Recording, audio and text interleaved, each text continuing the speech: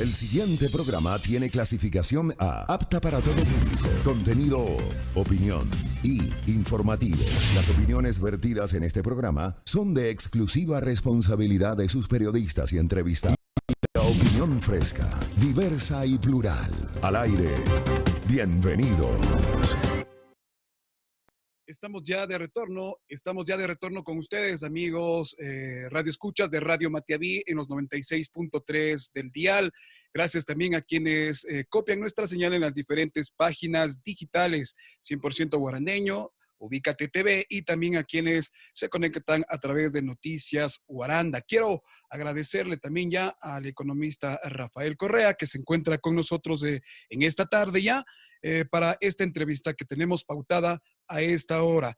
Estimado economista, bienvenido, buenas tardes. Le comentamos, nuestra radioemisora también coge en los sectores de Salinas, Simiatu, tenemos muy buena sintonía en los sectores del campo también, en donde usted también tiene mucho aprecio para estos sectores.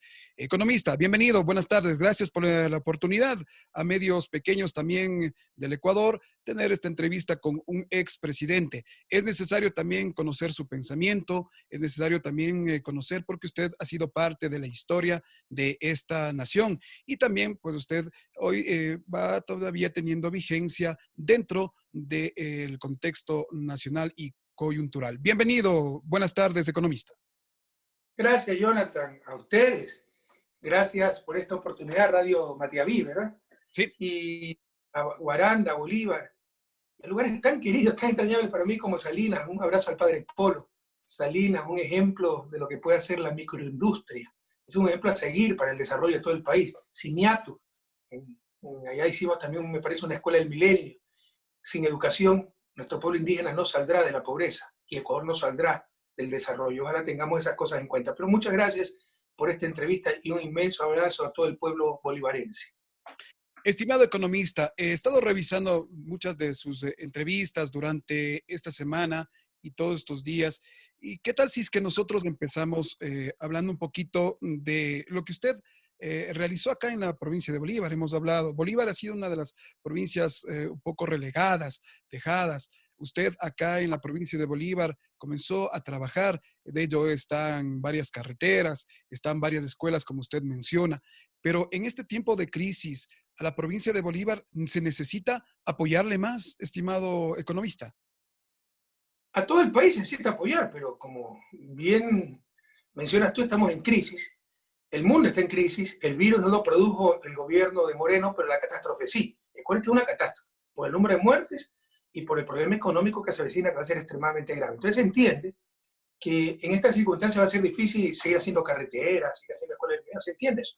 Lo que es incomprensible es que se reduzca presupuesto a la salud, lo cual incluso es inconstitucional, ¿no? Aquí tengo la Constitución de la República, se reduzca presupuesto para la educación. La educación es el presente y el futuro. Mira lo que dice la Constitución sobre los estados de excepción, artículo 165. Durante el estado de excepción, la presidenta o presidenta de la República, bla, bla, bla, declarado el estado de excepción, la presidenta o presidenta de la República podrá, primero, decretar la recaudación anticipada de tributos. No han decretado un solo centavo, no le han cobrado a los más ricos nada. A los banqueros que rompieron utilidades, récord en utilidades, no les han cobrado nada. Pero lo que sí han hecho, dice numeral 2, utilizar los fondos públicos destinados a otros fines, excepto los correspondientes a salud y educación. Han hecho lo que está prohibido, tomar fondos de la educación secundaria, de la educación universitaria, reducir el presupuesto de universidades, y también este año redujeron el presupuesto en salud. Entonces, lo último que había que hacer, lo están haciendo, ¿no? Y ese es el problema mayor, porque la prioridad es salvar vidas, conservar empresas y empleo, y continuar con salud y educación. Pero por ello dice el gobierno que ha creado esta ley humanitaria que beneficia al país. ¿Es así, estimado economista? Jonathan, ¿usted ha leído la ley humanitaria? En ciertos puntos los ha leído y esto es lo que algunas personas están en desacuerdo, pero ellos dicen claro, esto. No se lo digo como reproche, se lo digo, digamos, como un poco indignado. Yo tengo una profunda tristeza por lo que pasa en mi patria, pero también indignación, porque, como les dije hace un momento, el virus no lo produjo el gobierno, la catástrofe sí, ¿no? Esa ley de ayuda humanitaria es un cruel eufemismo. no tiene nada de ayuda humanitaria, lo que hace es aplicar el programa del Fondo Monetario Internacional, que siempre buscó la flexibilización laboral. Como para ellos es un pecado que no haya tercerización, que los trabajadores ganen dignamente, que haya afiliación al Seguro Social, que haya derechos laborales, vacaciones, antigüedad, jubilación, quieren derogar todo eso. Lo firmaron en marzo del 2019 y aprovecharon esta crisis no para pasar leyes para paliar la crisis, sino para aplicar el programa con el Fondo Monetario.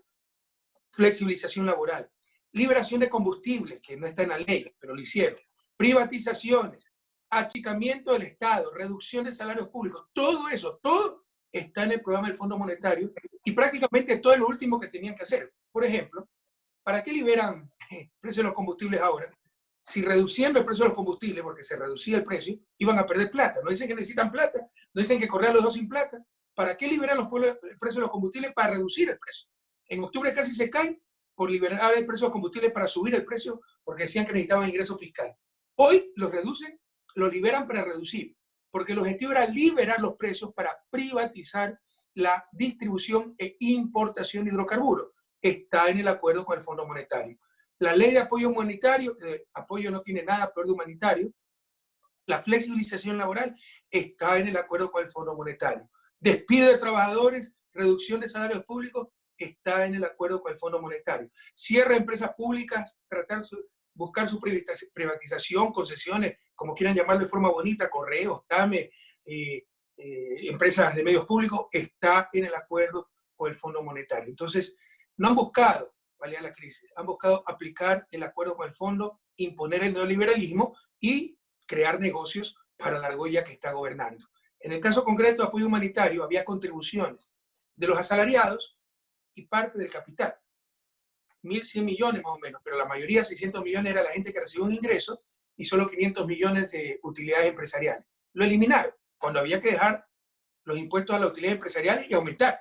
Por ejemplo, aumentar impuestos a las grandes fortunas de más de $1 millón, como hicimos en el 2016 por el terremoto. Eliminaron todo, pero sí dejaron que empresarios con empleados se arreglen solitos, es decir, que el pez grande se coma el pez chico, flexibilización laboral, tengan que aceptar reducción de horas de trabajo, reducción de salario, y también que acreedores y deudores se arreglen solitos, es decir, que el acreedor me diga, bueno, o me paga la deuda o te empiezo un juicio. Cuando era el lugar, pero obvio, para política pública, como hizo Argentina, prohibir desde el gobierno, con decisiones gubernamentales, despido de trabajadores. Obviamente también tuvo un programa para apoyar a las empresas para que puedan seguir pagando a sus trabajadores. Prohibir que se declare insolvente, se enjuicie a los deudores que se atrasaban en sus pagos. Era el lugar, pero privilegiado para política pública.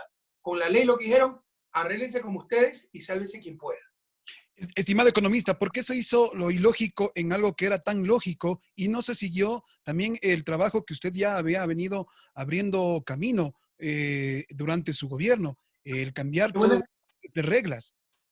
Qué buena pregunta, Jonathan, porque no hablamos de la segunda ley. La segunda ley de ordenamiento de las finanzas públicas es más descarada todavía. Fue la ley que presentaron en diciembre para cumplir el acuerdo con el fondo, la rechazaron, la presentaron como ley urgente aprovechando la crisis.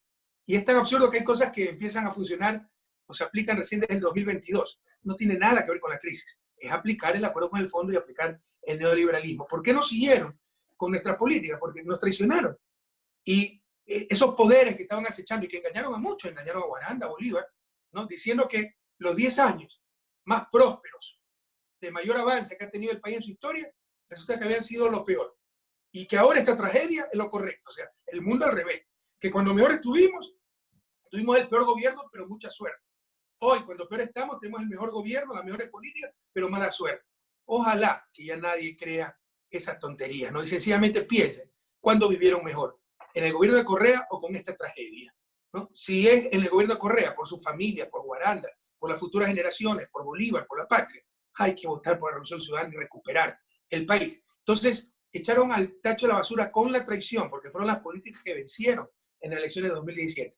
Rompiendo la democracia, porque se vota por un proyecto político, engañaron a la gente, votaron el proyecto político de la Revolución Ciudadana a la basura, adoptaron el neoliberalismo, nuestros enemigos aplaudieron, los medios fueron cómplices, protegieron a un gobierno que enseguida se demostró corrupto, inepto, Revisen mi discurso, julio 10 del 2017, aeropuerto de Quito, antes de venir a vivir a Bélgica.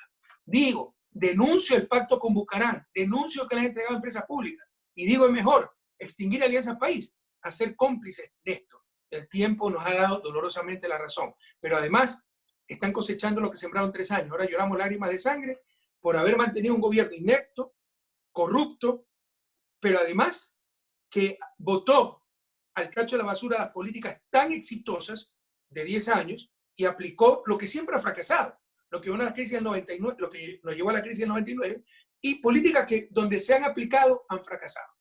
¿Por qué se aplican? Porque benefician a unos cuantos, los que ahora están en el poder. Miren los banqueros, están rompiendo récord en utilidad. Estimado Rafael, usted ha dicho que hay que ganarlo en las urnas, votar. ¿Cómo está el tema de su partido? ¿Cómo está el tema? ¿Ustedes van a participar en estas nuevas elecciones? Tal vez por ahí pasa que se le haya tratado de enjuiciar varias veces y de anulitarle para que usted sea nuevamente candidato, o que el movimiento que usted como político aún continúa vigente siga adelante. ¿Cómo está el tema de su partido, de su movimiento político actualmente? Mire, como lo reconoció Lazo, pero lo reconoció, por ahí está el video, dijo claramente que por priorizar la parte política y destruir a Correa, descuidaron la economía. En otras palabras, por destruir a Correa no les importó destruir la patria. No nos destruyeron, lo que sí destruyeron fue la patria. Gracias a Dios somos de lejos la mayor fuerza política y el apoyo sigue aumentando, porque en un momento dado sí desmoralizaron hasta nuestros propios militantes. Cuando te dicen que todas las obras están con sobreprecio, confundiendo con mucha mala fe sobreprecio con reajuste de contrato, cuando va a buscar hasta el mismo ladrillo que falta en la hidroeléctrica, en la Escuela del Milenio, cuando dicen que todo es corrupción por parte de un vicepresidente de 6 años de ese gobierno. O sea, ¿dónde estaba él si era todo corrupción? Es obvio que están mintiendo, pero así nos obnubilaron con el bombardeo mediático. Entonces, hubo gente que se desmoralizó, digo, será verdad.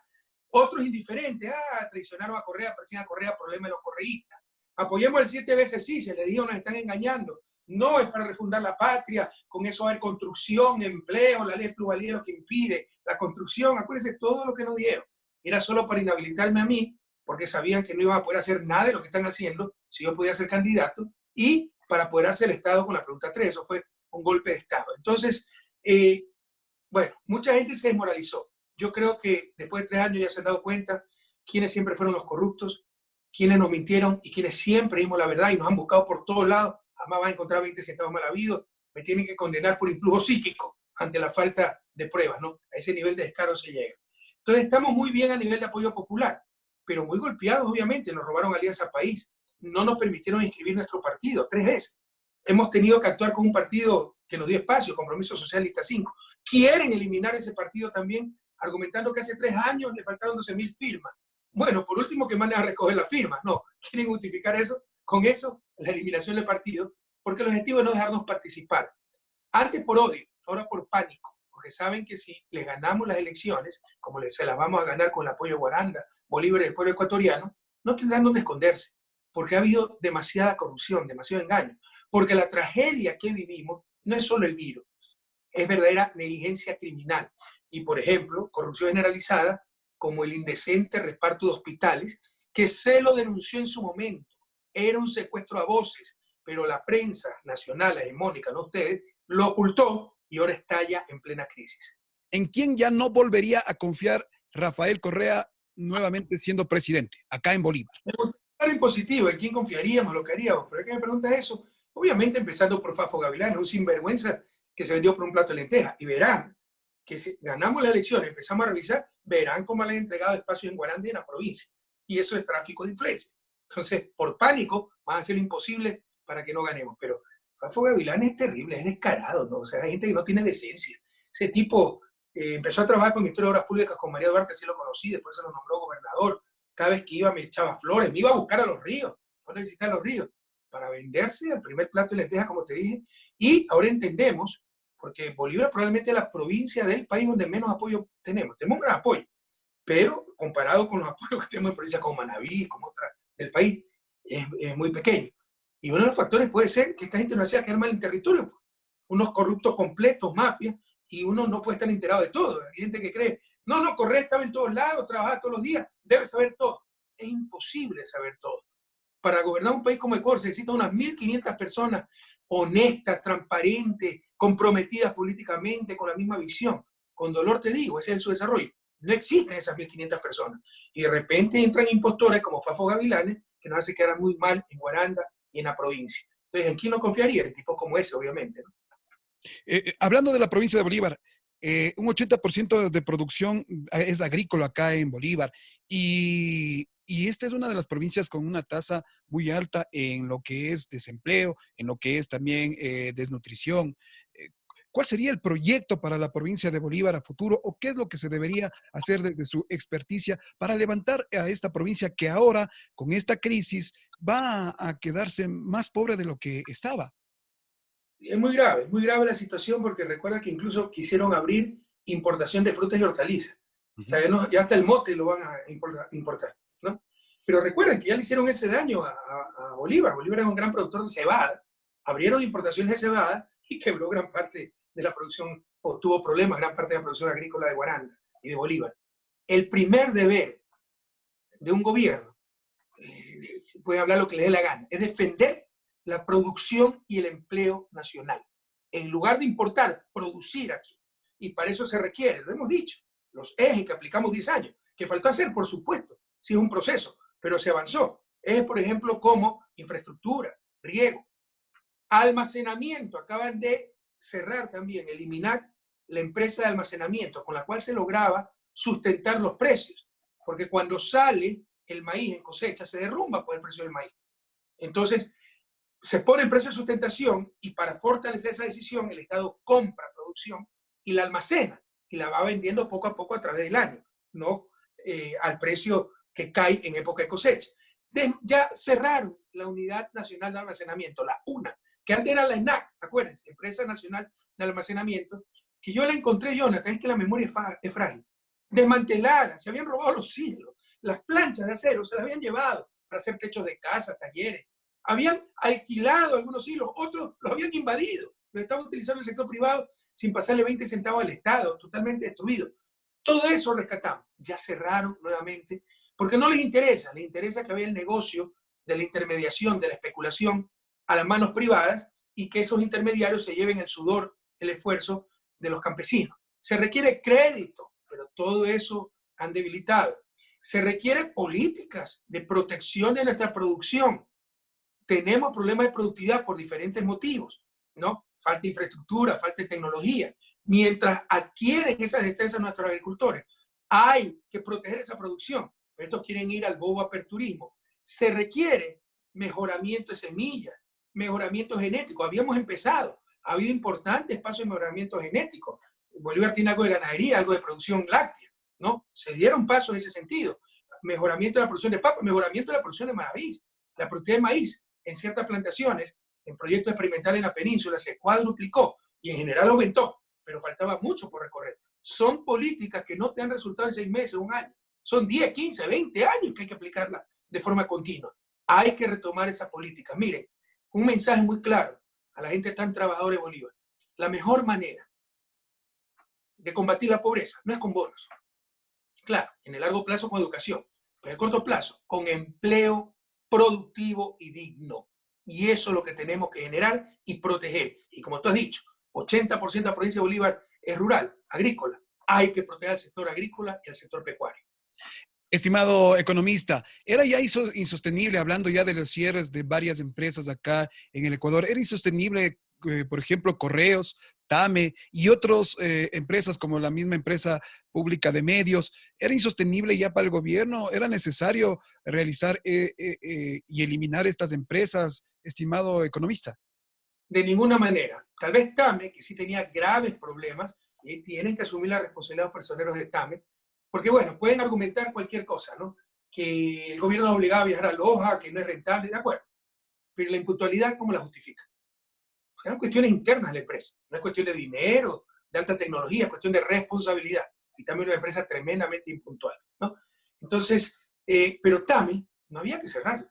Por último, había que venderla, pero protegiendo el empleo, protegiendo la infraestructura, los activos que hay ahí, y protegiendo el servicio. Porque esa es la razón de ser una empresa pública Y si se va al sector privado, hay que garantizar esas cosas con intervención del Estado. Por ejemplo, la ruta Quito-Loja no es rentable, no va a ser rentable. Es muy poco el tráfico, es muy caro llegar hasta allá. Entonces, que los lojanos se queden aislados. No, habrá que subsidiarla. Y ahí se tiene una empresa pública o una empresa privada en que el Estado subsidie esas vías. Pero es la filosofía de servicio, no solo es rentabilidad económica. Algunos creen que porque es empresa debe ser rentabilidad económica, el parámetro fundamental, rentabilidad financiera. No, empresa significa organizar bienes y servicios, organizar factores de producción para generar bienes y servicios.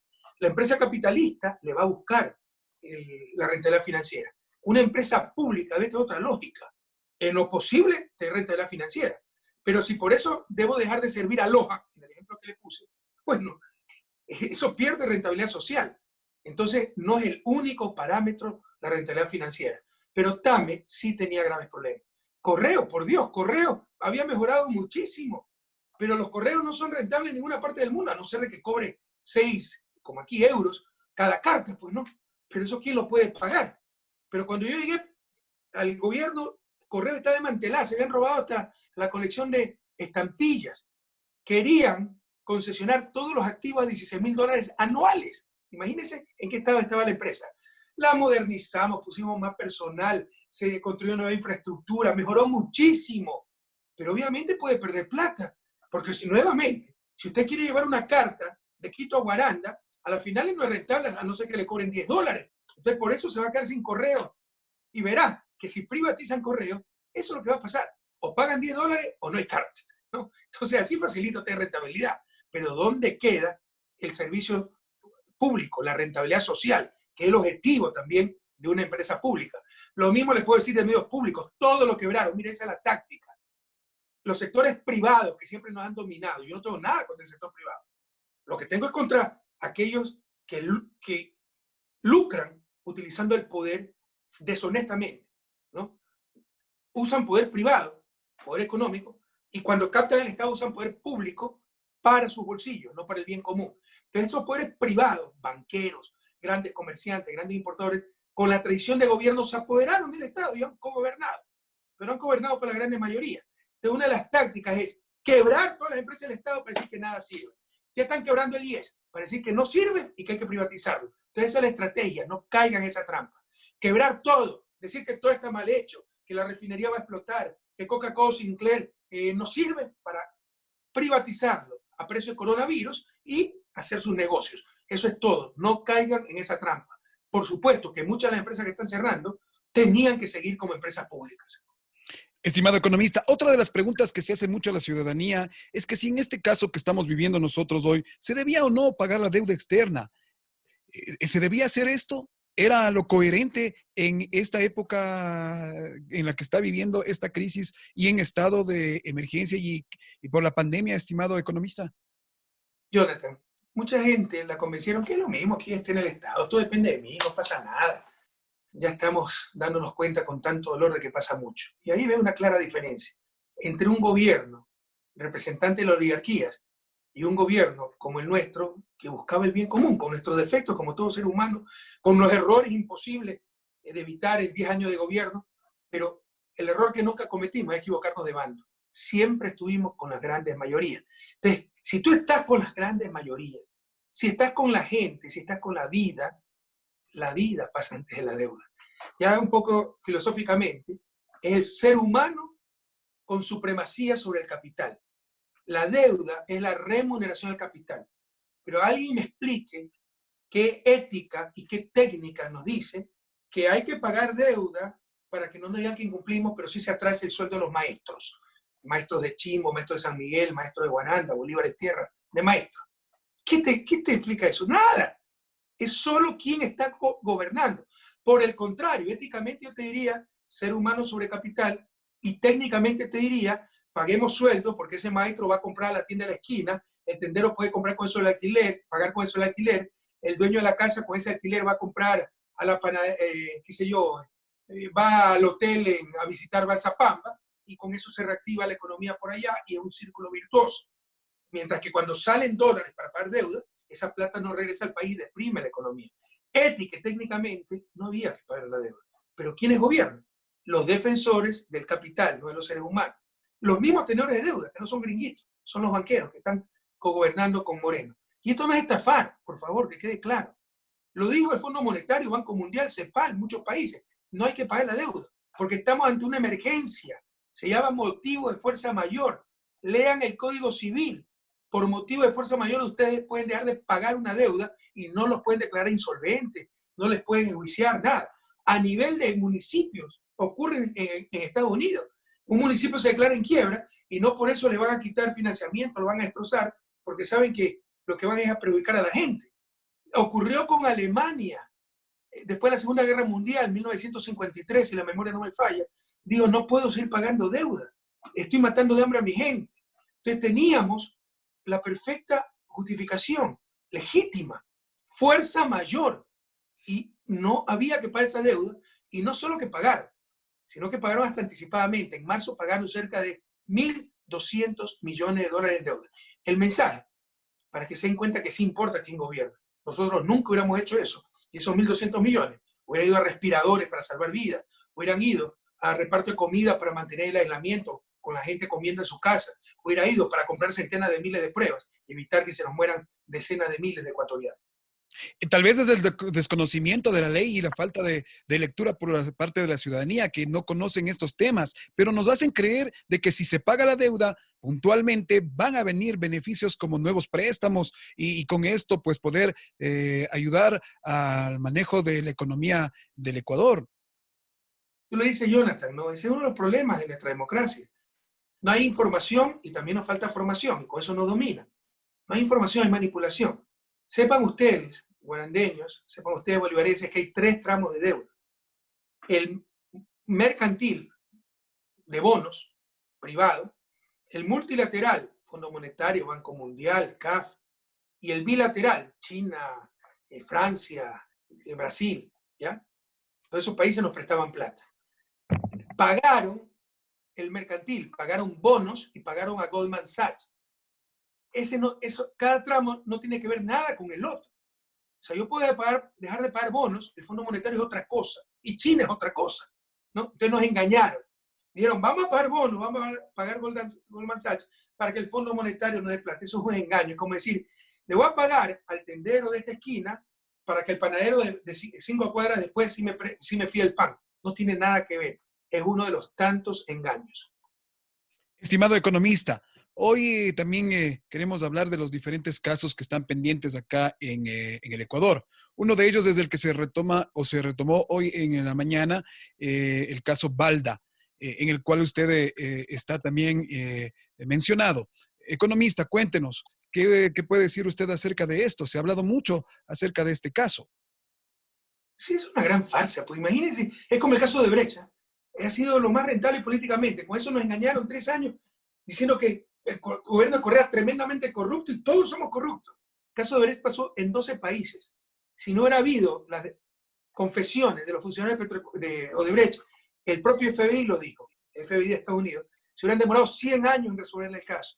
Es uno de los casos de corrupción más sofisticados de la historia. Pero si nosotros no nos damos cuenta, todos somos corruptos. Pero además, lo inaudito, acusan a todo el mundo, lo utilizan para meter preso a todo el mundo, para robarle la vicepresidencia a Jorge Glass. Y los corruptos confesos de Brecht no los acusan. O sea, es evidente que han utilizado el caso políticamente, que no han buscado la justicia, la verdad, sino perseguir adversarios políticos, robarse la vicepresidencia, tratar de acusarlos de algo, y a Odebrecht la dejaron impune. Algo similar al caso Balda. Es hasta ridículo, por Dios. El supuesto secuestro de 40 minutos de poco menos que un mártir de la patria. Balda era un delincuente prófugo. Los supuestos secuestradores son sus propios socios. Se dedicaba en Colombia a actividades ilegales, hackeo, ¿no? Espionaje. Y lo juzgaron ya en Colombia ese caso cerrado, secuestro sin violencia, 40 minutos, y lo revivieron acá en forma absolutamente inaudita. Pero lo más tragicómico, ¿no? De repente a mí me involucra un policía que no conozco. ¿Y qué es lo que dice? Que el presidente lo ha llamado a ordenarle el secuestro y después lo llamó a agradecerle el secuestro. Bueno, presente la llamada. No, no la tengo registrada. Presente el teléfono. No, lo boté. Sin ninguna prueba. Por eso un expresidente tiene una orden de arresto. Y le digo otra cosa. Pablo Romero también es hombre inocente. Porque si algo pasó, si algo ilegal se hizo, Revise los cheques de Chicaiza, que recibió Chicaiza. Son de la Dirección de Inteligencia, que estaba al mando del Ministerio del Interior, no de la CNI. Pero apuntaron a Romero, lo fueron a ver a España, lo fue a ver Santiago Cuesta, para decirle, mira, si acusas a Correa, te conseguimos hasta trabajo. Si no acusas a Correa, te enterramos con casos de corrupción. Y como un hombre digno dijo, no lo voy a acusar al presidente, no voy a mentir, y lo tienen enterrado con casos de corrupción. El caso Valde es una gran cantinflada que pronto se le derrumbará, pero han hecho mucho daño ya. Y Valde es un delincuente, por favor, que no nos roben la referencia. ¿Cuáles son nuestras referencias actuales?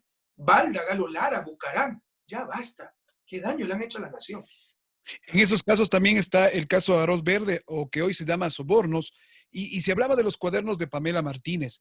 Esto ha tenido muchos dimes y diretes, muchas cosas que no han cuadrado para algunos y que para otros dicen ser estas las pruebas necesarias en las cuales a usted se le incluiría en este tema del caso de sobornos, estimado economista.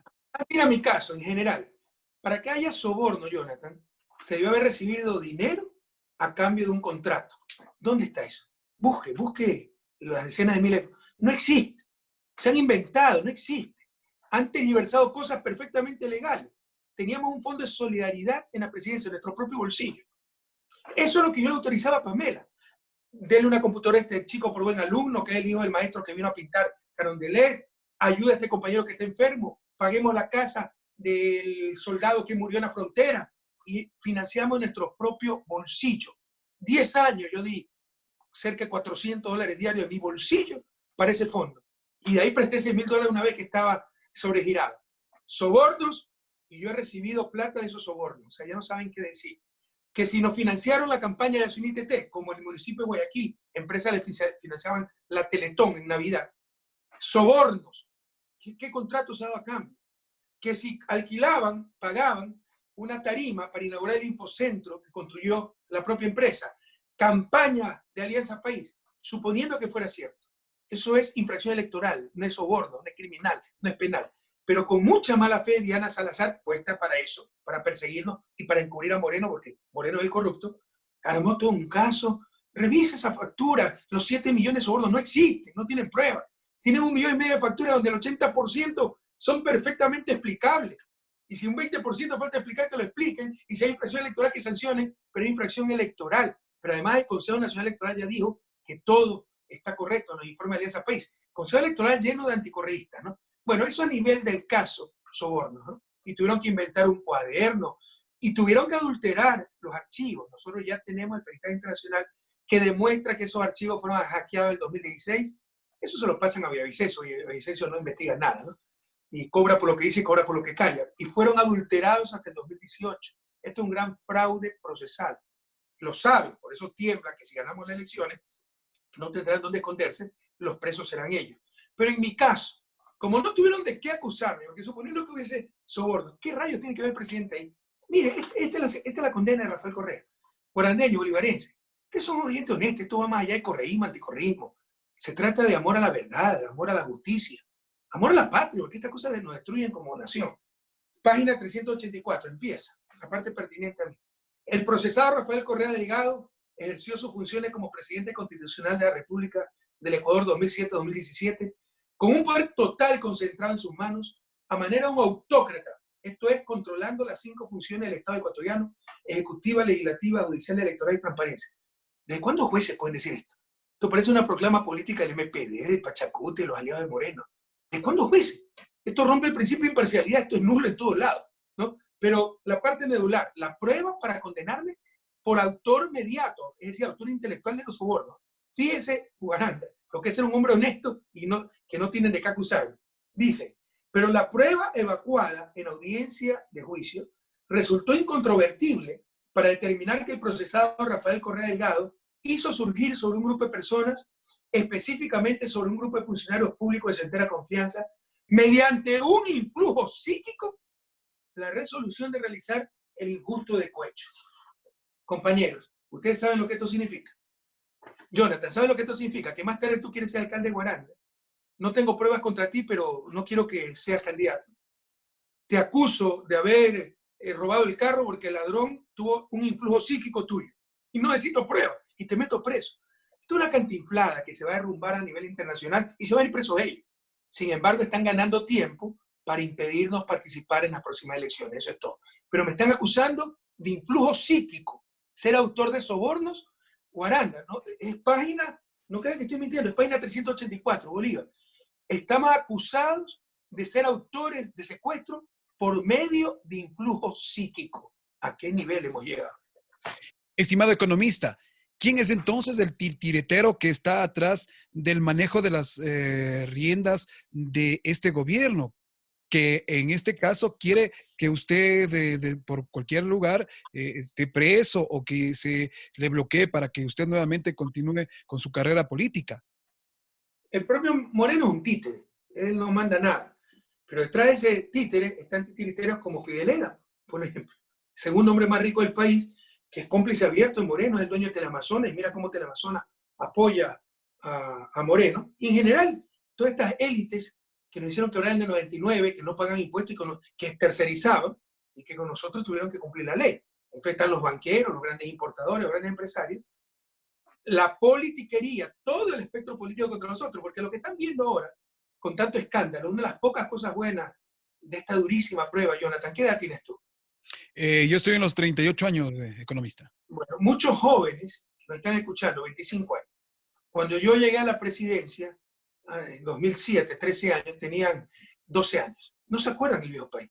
Pues este es el viejo país. Pero acuérdate, para poder gobernar había que repartir la patria. Acuérdate cómo se repartían las aduanas. Por favor, ¿se acuerdan o no se acuerdan? Porque uno de los problemas que tenemos en nuestra memoria frágil. Acuérdense que sacarse la lotería antes había el puesto de vistaforador, ¿no? Eran las aduanas y repartir los puestos de vistaforadores. Para servir mejor a la patria, no, para robar. Y se le daba a la MPD la educación. Y se daba a Pachacuti la educación bilingüe y el control de las escuelas unidocentes. Y se le daba a los banqueros el control de la superintendencia de bancos. Y se le daba a las cámaras de producción el control del Ministerio de Industrias. Y no es que manejaban esas instituciones para el bien común, para el bien de la nación, sino para sus negocios. A nosotros no pudieron someternos, los medios de comunicación no pudieron someternos. Todos ellos nos odiaban. Y por eso se unió toda la clase política que ya no podía repartirse la patria con el botín entre piratas como lo estamos viendo ahora, como han repartido hospitales, empresas públicas, ministerios, instituciones, han comprado los asambleístas, ¿no? Eso no pudieron hacer con nosotros, entonces todos se unieron para tratar de destruirnos. No nos destruyeron, pero destruyeron el país. Pero también un tercer actor, no te engañes, están los grandes poderes económicos y mediáticos, está el poder político que con nosotros no pudo repartirse la patria, y están poderes extranjeros. Esto es una estrategia regional. Mira lo que le hicieron a Lula, lo que le hicieron a Evo, lo que le hicieron a Cristina. Aquí está en Estados Unidos. O sea, Diana Salazar se reúne con el embajador de Estados Unidos para rendir cuentas, para informar, ¿no? Y esto es una estrategia del norte para evitar los procesos progresistas que tanto bien y tanto cambiaron a nuestra región, pero que se le escapó de las manos a Estados Unidos. Cambió el balance geopolítico con UNASUR, con CELAC, y no están dispuestos a permitirlo nuevamente, y para eso tienen sus títeres nacionales, ¿no?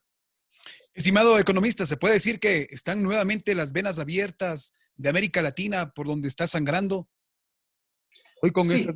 Italiano fue un gran amigo mío, el autor de La Vena Abierta, nos quería mucho, nos admiraba mucho, y un gran libro, pero tengo mis reparos con ciertas partes, ¿no? Nos victimizamos demasiado. Todo es culpa de los malvados de Estados Unidos, del norte, cómo nos han invadido tantas veces, sus empresas transnacionales. Pero la primera pregunta que tenemos que hacernos es si ellos fueron colonias como nosotros. Si nos independizamos en un lapso de 50 años, ¿no? Que a nivel histórico no es nada, ¿por qué ellos son desarrollados y nosotros no? ¿Por qué somos nosotros dominados y no nosotros los que dominemos? Esa es la primera pregunta que tenemos que hacernos si queremos salir de su desarrollo. Y una de las respuestas a esa pregunta, que es compleja, es la mala política, lo que estamos viviendo. Viene un buen gobierno, indudablemente nuestro gobierno fue muy bueno.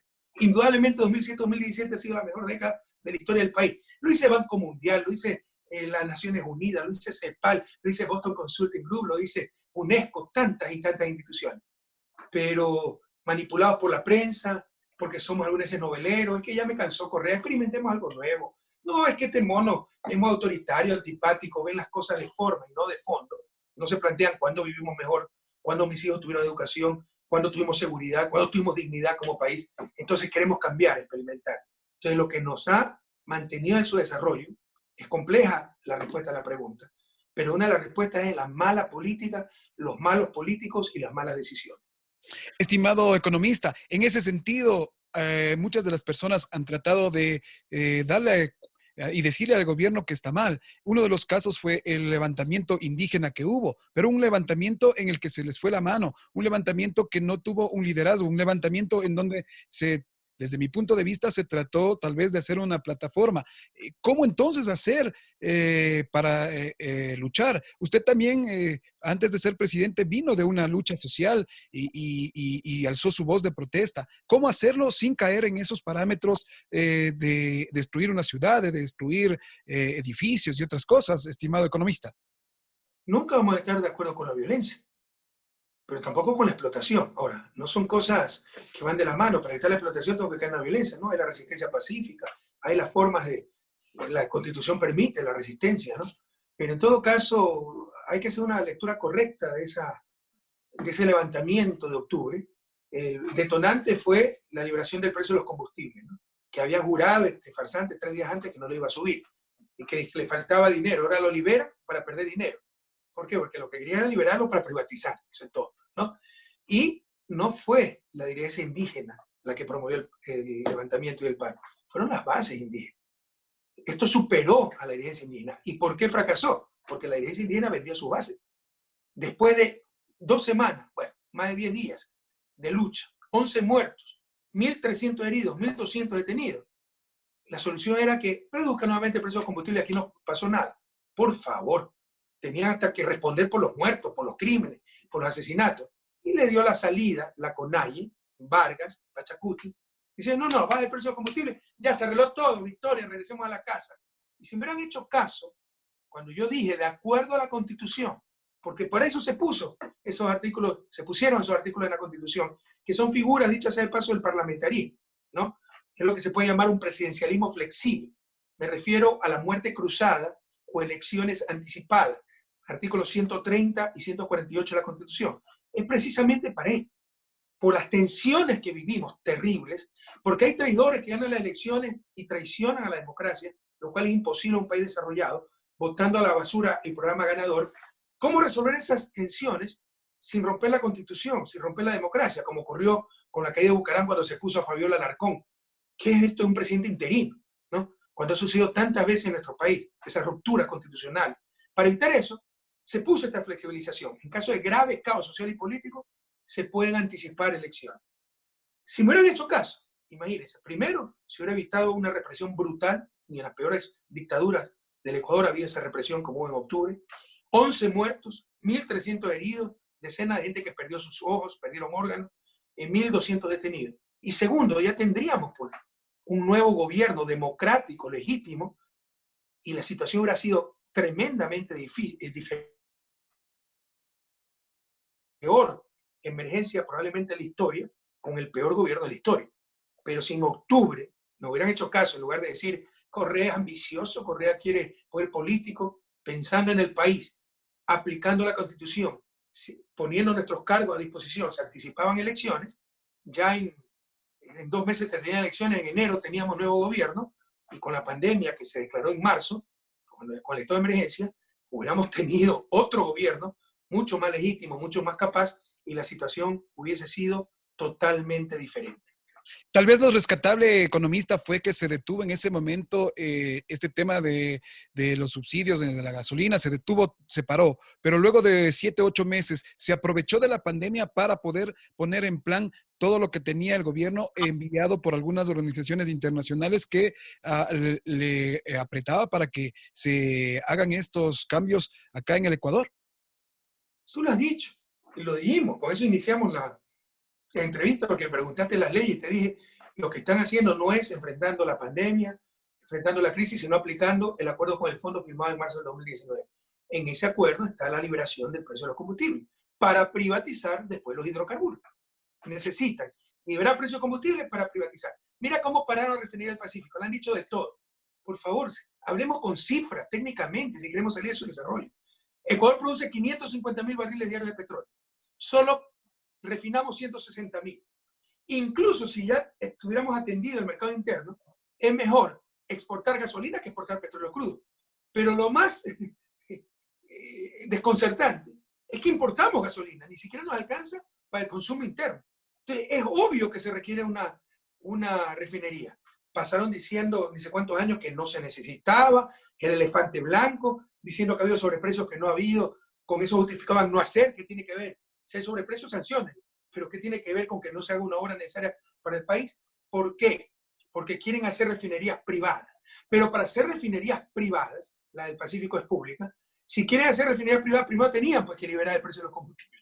Ustedes entiendan que todo está enlazado y lo que quieren es llevarse el Estado en peso, ¿no? Minimizar el Estado y que lo que hacía el Estado lo hagan los negocios privados. Estimado economista, ¿aún están dentro de este gobierno personas y que apoyaron también su gestión? Entre esos casos está el mismo Juan Sebastián Roldán y entre otros. Eh, Tal vez le dieron las espaldas. ¿Qué pasó ahí? ¿Qué sucedió? Que no continuaron con su Cuidado, está enrolado, envenenado, un tipo enfermo que tendrá que responder ante la justicia, ¿no? Pero se les ve el odio a esos pobres muchachos. Son muchachos muy inmaduros, muy vanidosos, que se creían predestinados. Vea, no quiero ser tan duro, siempre hay excepciones, pero en principio, aunque la burguesía se vista de seda, burguesía se queda. Son niños ricos que se las quisieron dar a progresistas, pero tremendamente vanidosos, tremendamente ambiciosos, y ahora se ha visto tremendamente malos, ¿no? La maldad, o sea, lo que atraviesa esta gente, a Moreno, a Romo, a Roldán, a Michelena, a Granda y a tantos otros, no es necesariamente la corrupción, muchos son corruptos, tal vez no todos. No es necesariamente la ineptitud, muchos son ineptos, no todos. Pero los que sí son todos es maldad, son gente mala. Y las personas somos lo que en las pruebas demostramos ser, ¿no?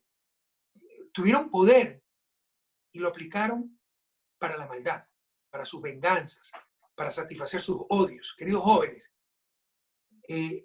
a las personas buenas no se las mide por qué tan buenos amigos son, eso es lo más fácil. Se las mide por qué tan mal enemigos son. Y esta gente son enemigos, pero descarnados, ¿no? No le importa meter preso a gente inocente con tal de aniquilarte políticamente.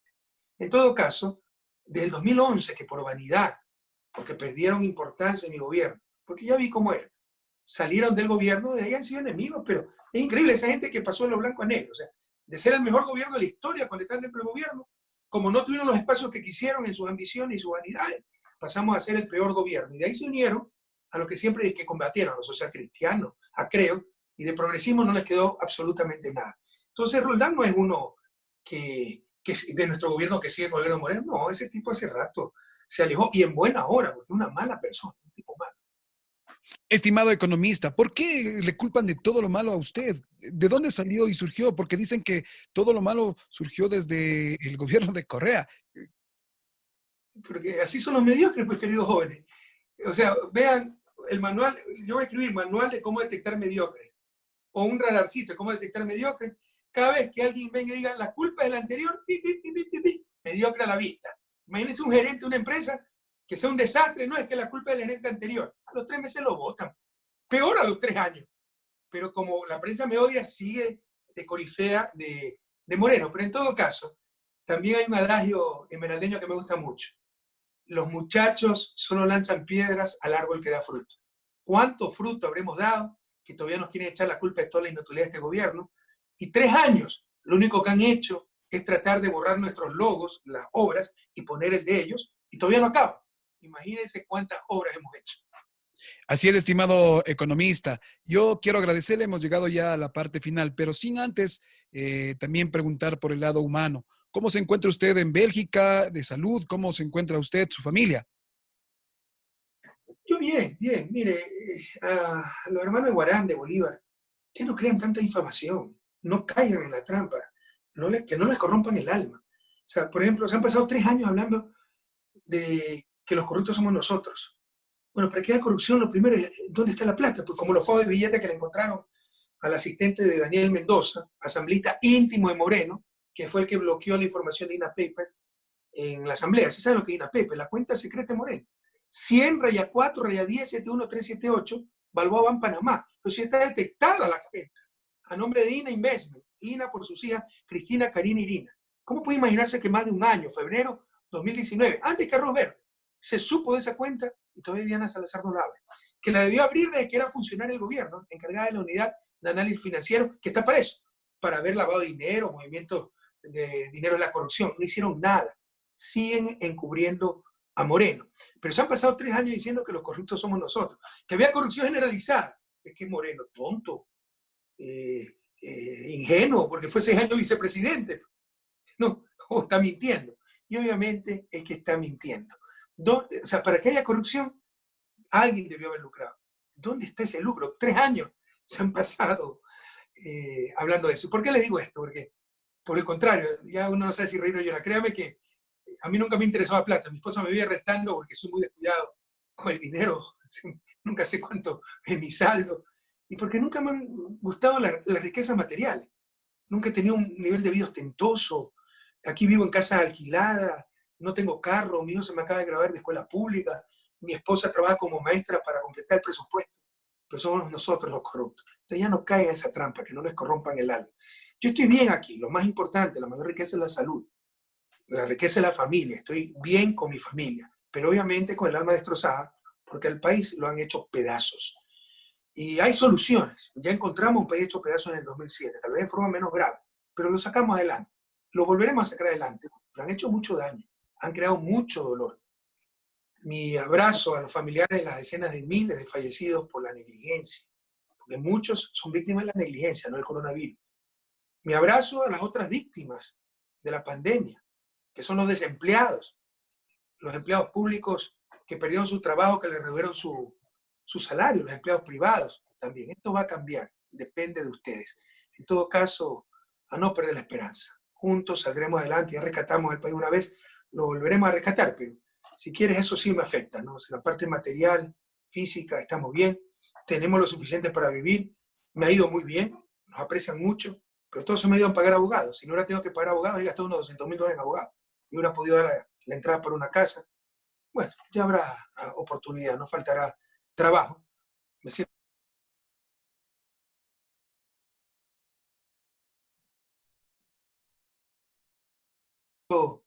en la parte material y en salud estamos bien, en la parte familiar bien, pero sí, espiritualmente no, o sea, el país, mi proyecto vital, ver salir a mi país de su desarrollo, y nos han retrasado 20 años y veo la tragedia que estamos viviendo, entonces eso sí me tiene muy triste.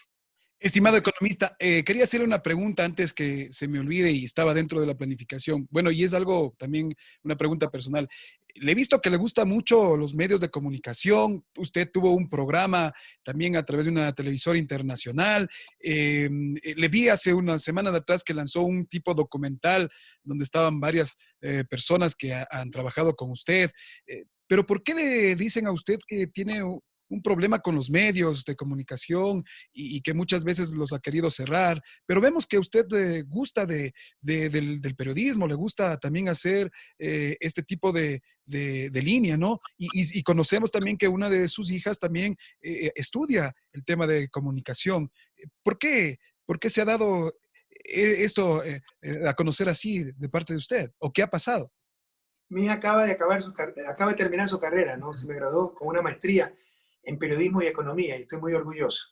Y yo estoy trabajando como entrevistador en Rosa Today, uno de los trabajos que tengo. Acabo de grabar una entrevista con Fernando Haddad, el candidato presidencial en 2018 en Brasil, y me encanta, pagaría por hacerlo, y me pagan, y gracias a Dios muy bien. Y una de las cosas que me ayuda para pagar abogados.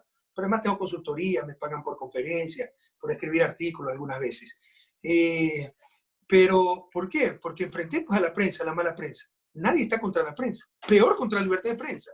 Pero han tenido la habilidad, la mala prensa ha tenido la habilidad para asociar la libertad de prensa con ello. Entonces, si tú lo criticas, digas, oiga, no mienta, ataque la libertad de prensa. No, ataca la mentira. Es como decir, si critican al presidente, están criticando a la democracia, si no tenían en la colonia. Criticar al rey era criticar a Dios. Debemos superar esos engaños. Tenemos una prensa terriblemente mala, que no es garantía de democracia, nos ha robado la democracia. Sin información no hay democracia. Y no informan, manipulan, sino porque han encubierto 3 años a Moreno. Todo lo que me decían a mí, de Moreno no dicen nada, y lo reconoce. Lo reconoció hace poco Carlos Vera. Y no es que nos molestan las entrevistas. Ayer tuve una entrevista con Radio Fiesta de Ambato, nos pusieron una trampa, era con un periodista, llamaron a 2 odiadores para un panel. Y hacían unas preguntas tan impertinentes, tan mal educadas, que me molesté. No me molestan las preguntas, no, me molesta la impertinencia, la mala educación, la mala fe. así no llegamos a ningún lado. Mientras América Latina no resuelva la cuestión mediática en el sentido de que nos ha robado la democracia, de que tenemos democracia mediatizada, ya no importa lo que siga en campaña, sino lo que aprueben o desaprueben los medios de comunicación. Ya no importa el Estado de Derecho, sino que estos gobiernan, legislan y juzgan de sus titulares. Eso es gravísimo. Además, ¿a quién pertenecen los medios? Hay medios alternativos como el tuyo, pero Teleamazonas de Fidelegas puede ser un hombre más rico del país. Ecoavisa, ¿qué pobre tiene un canal de televisión nacional? El Universo, el fundador del Universo era comerciante de armas, el Comercio lo maquilla. O sea, son las grandes oligarquías de este país y utilizan sus medios de comunicación para defender sus intereses. Entonces, mientras América Latina, y lo seguiré repitiendo, yo no les temo, y estoy escribiendo al respecto, no resuelva la cuestión mediática como la he descrito, no tendremos verdadera democracia y no tendremos desarrollo, porque con esa manipulación, mira cómo nos quisieron convencer que cuando estábamos bien, estábamos mal. Cuando mejor estuvimos, era el peor gobierno, sino que tenía suerte a correr. Y cuando peor estamos, el mejor gobierno, porque le está llenando los bolsillos, ¿no? Pero ha tenido mala suerte. Nos quieren hacer tragar piedras de molino.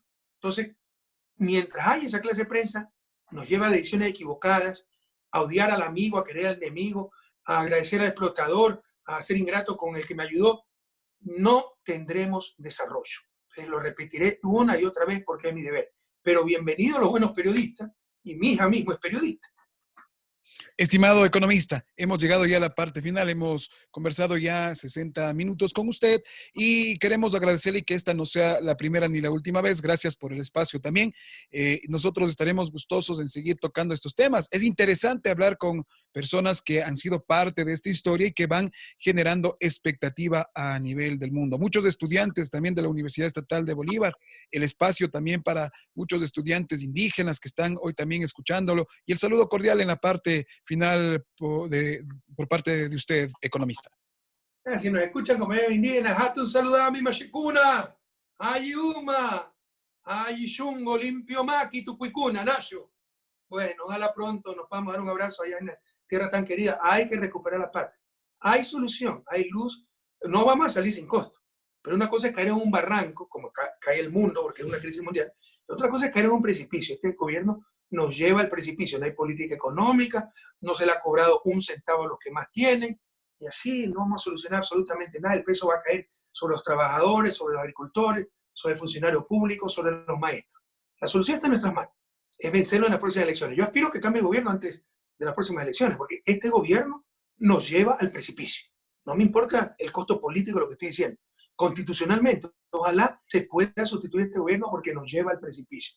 Pero si no, pues en febrero tenemos la oportunidad de cambiar la patria. Ya no se dejen engañar, nos han engañado 3 años. Ya no perder la esperanza. Son momentos durísimos, van a continuar los momentos duros. No vamos a salir sin costo, pero juntos sí podemos salir y sí hay luz al final del túnel. Ya lo demostramos en el 2007, lo volvimos a demostrar en el 2016, lo volveremos a demostrar en el 2021. Un fuerte abrazo a todas y a todos y muchísimas gracias a ti, Jonathan.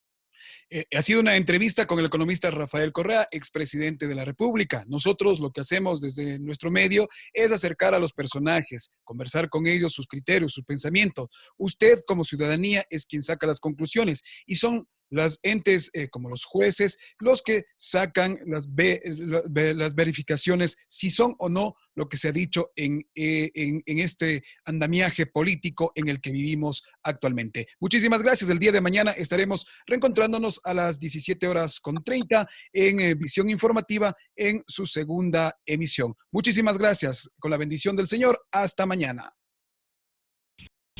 El siguiente programa tiene clasificación A, apta para todo público. Contenido, opinión y informativo.